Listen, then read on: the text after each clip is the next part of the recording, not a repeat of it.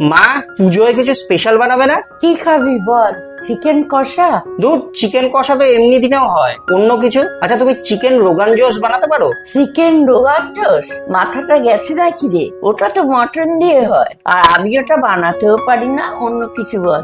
আরে শুধু মাটন কেন, চিকেন দিয়েও বানানো যায়। আচ্ছা, তুমি না পারলে আমি বরং তোমাদের বানিয়ে খাওয়াই এই কাশ্মীরি রেসিপিটা। বানা তাহলে। তবে দেখিস সারা রান্নাঘর আবার একাকার করিস না, পুজোর সময় অত খাটতে পারবো না বাপু। না না, এটা খুব সহজ আর তাড়াতাড়ি হয়ে যায়, চিন্তা করো না। শুধু তো কয়েকটা মাত্র জিনিস দিয়েই বানানো যায়, তাই ঝঞ্ঝাট এমনিতেই কম। তাহলে আর সময় নষ্ট না করে তাড়াতাড়ি বানা। আমায় কোনো হেল্প করতে হলে বলিস।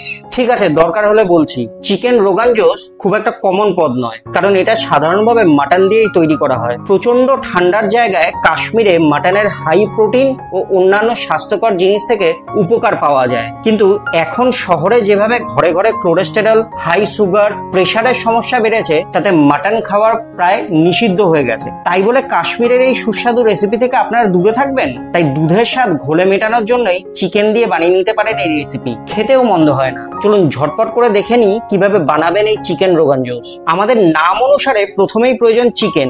আমি 1 কেজি চিকেন মাঝারি পিস করে কাটিয়ে নিয়েছি।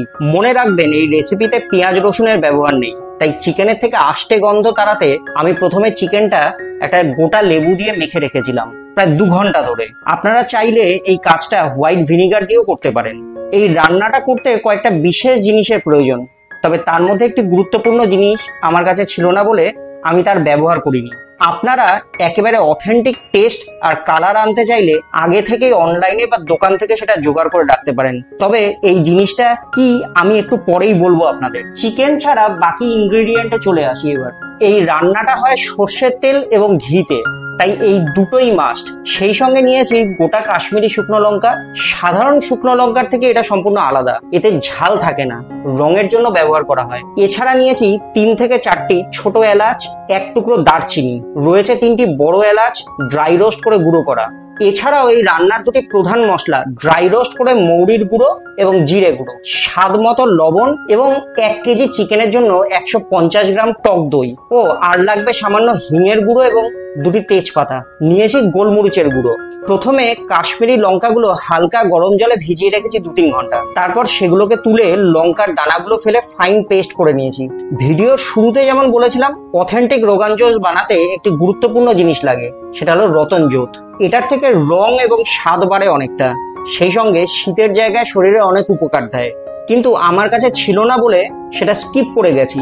আপনারা অনলাইনে বা বাজার থেকে কিনে আনতে পারেন।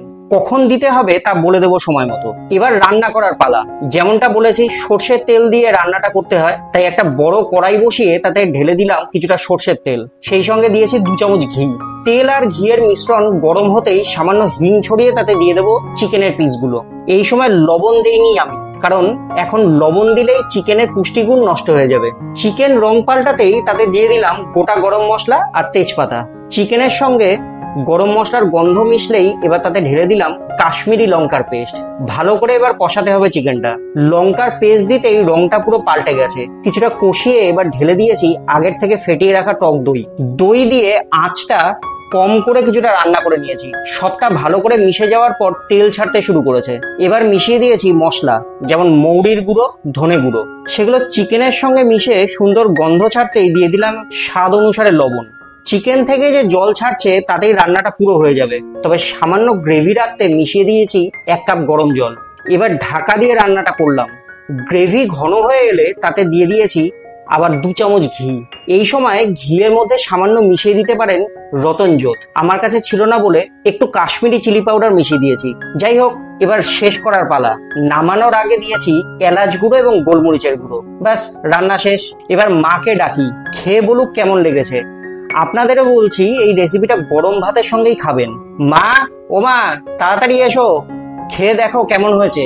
কত দেরি করে ফেলেছিস রে। যাই হোক, রান্নার গন্ধটা তো খুব সুন্দর বেরোচ্ছে। দেখি এবার খেয়ে। বাহ, এটা একেবারে রেস্টুরেন্টের মতো স্বাদ রে।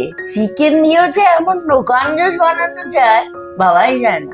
যাই হোক, মায়ের তো ভালো লেগেছে খেয়ে। আপনারাও বাড়িতে ট্রাই করুন আর মাকে কমেন্ট করে জানান কেমন খেলেন। আর বাকিটা বলে দে, চ্যানেলটা সাবস্ক্রাইব করে বেল আইকনটায় ক্লিক করে দিন। ভালো থাকুন।